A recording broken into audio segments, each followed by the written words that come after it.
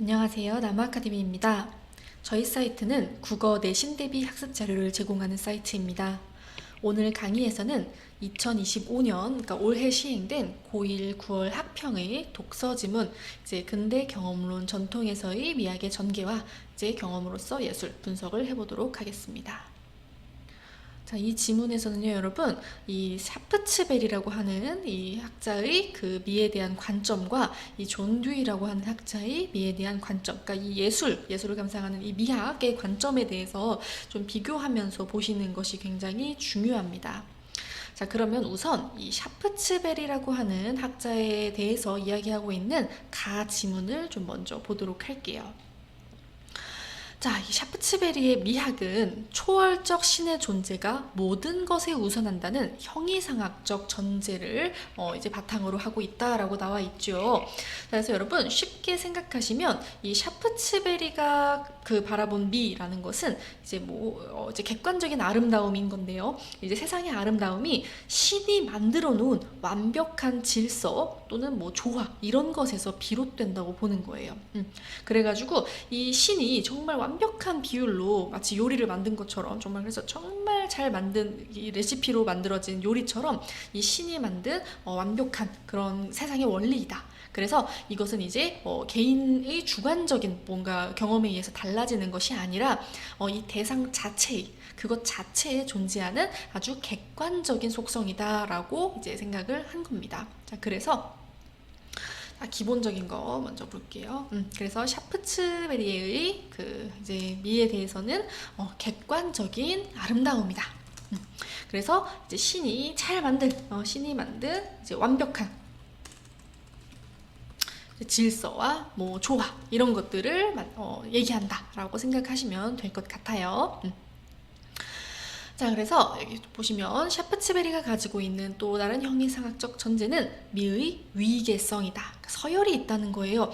이 아름다움이라고 하는 것이 평등한 게 아니라 등급이 3등급으로 나뉘어져 있다라고 얘기를 합니다. 자, 보시면 어떻게 나누고 있느냐면 자, 모든 것을 만들 수 있는 형성력을 지닌 존재인 신을 가장 높은 등급으로 보았고 신에 의해서 형성되어 또 다른 이 예술품과 같은 걸 또 형성할 수 있는 인간이 그 다음 등급, 그리고 그것에 이제 우리가 만든 그 결과물에 해당하는 물질적 대상이 가장 낮은 등급이다라고 해가지고 이렇게 세 등급으로 나누게 된 겁니다.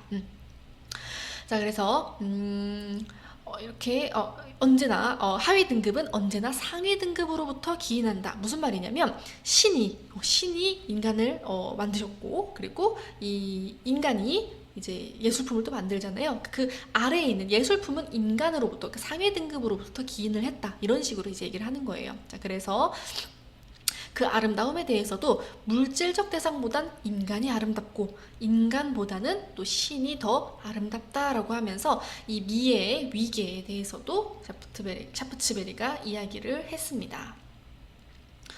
자, 그렇다면 이 미적 경험에 있어서 인간은 어떻게 미를 감지할까라는 이야기 나오죠. 자, 이거를 이제 뭐라고 말하냐면 취미라고 이야기를 합니다. 이걸 정말 쉽게 말하면은 우리가 이제 아름다움을 즉각적으로 느끼는 그 능력이에요.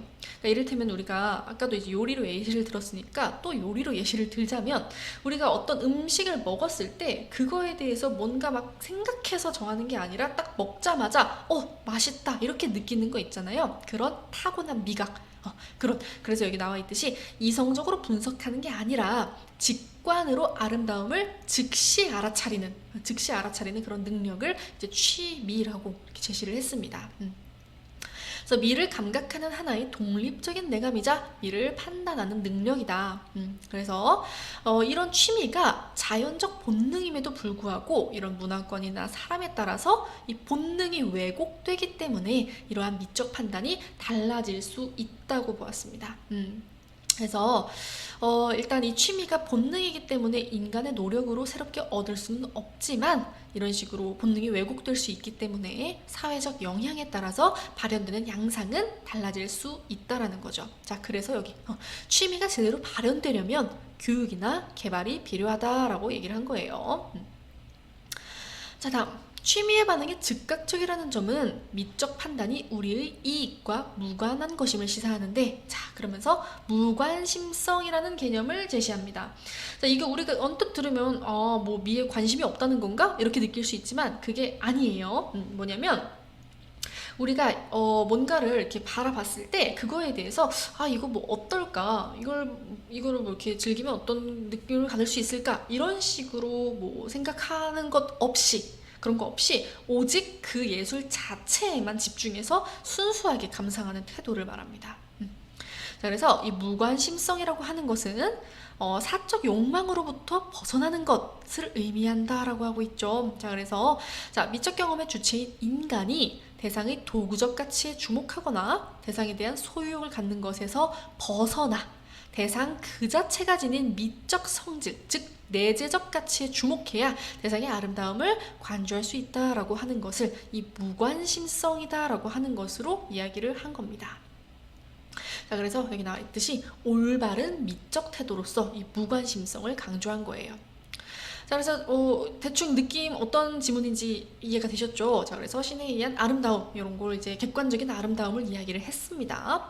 자, 그럼 다음으로 존 듀이를 볼게요. 자, 존 듀이는요, 이 샤프츠베리랑은 또 다른 이야기를 합니다.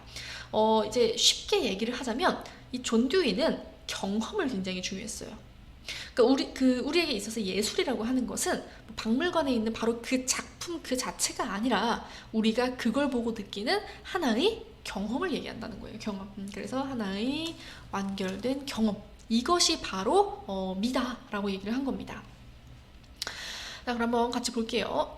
자, 존 듀이는 인간을 자연의 일부이자 환경과 긴밀하게 연결되는 유기체로 보았다.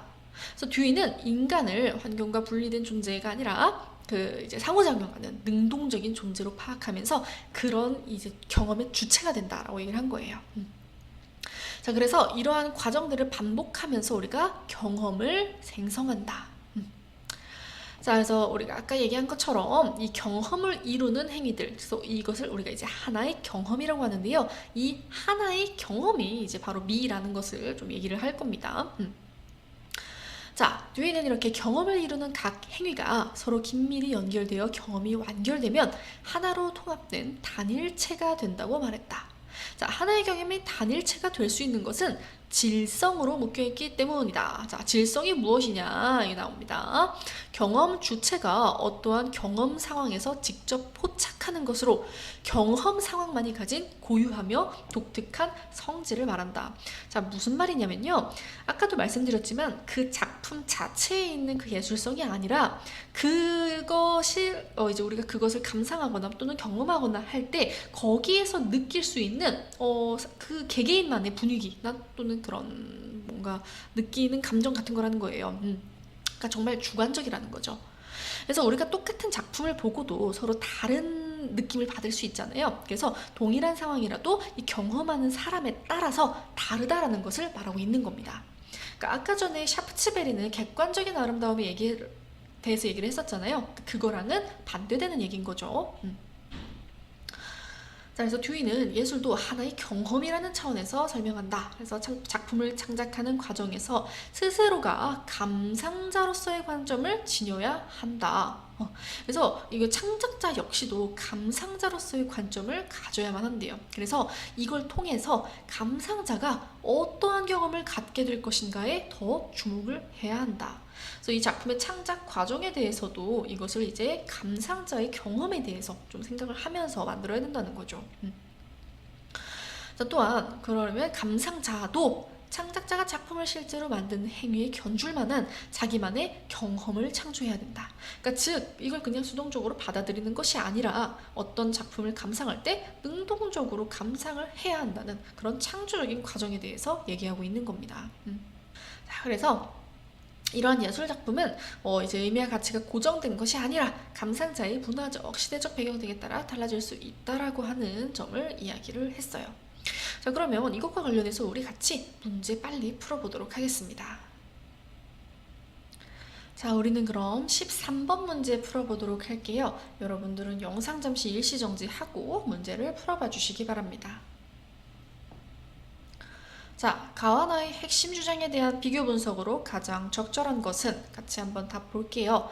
자, 답은 2번이 되겠죠. 가는 미적 판단의 보편성을, 나는 미적 판단의 상대성을 강조한다라고 되어 있잖아요. 우리가 이제 아까 얘기한 것과 같이 이 가의 관점에서는 이제 취미라는 것에 대해서 얘기를 하긴 했었죠. 그래서 취미는 왜곡될 수는 있어요. 그렇지만 이 우리가 이 취미라는 것 자체가 보편적인 본능이라는 겁니다. 보편적인 본능. 자, 반면 이제 나는 뭐라고 말했냐면요. 이제 나에서는 질성이라고 하는 걸 얘기를 했죠. 이 질성은 주체마다 상이하다. 그래서 굉장히 상대적이다라는 점을 이야기를 했습니다. 그래서 이 가와 나는 이렇게 미적 판단의 보편성과 상대성에 대해서 얘기하고 있다라고 말한 2번이 답이 되겠어요. 나머지는 한번 여러분이 좀 꼼꼼히 읽어보시고 왜 오답인지 좀 판단을 해보시기 바랍니다. 자, 이렇게 우리 문제 같이 풀어보았고요. 이 외에도 더 많은 문제나 자세한 학습 자료는 저희 나무 아카데미 홈페이지에서 확인하실 수 있습니다. 감사합니다.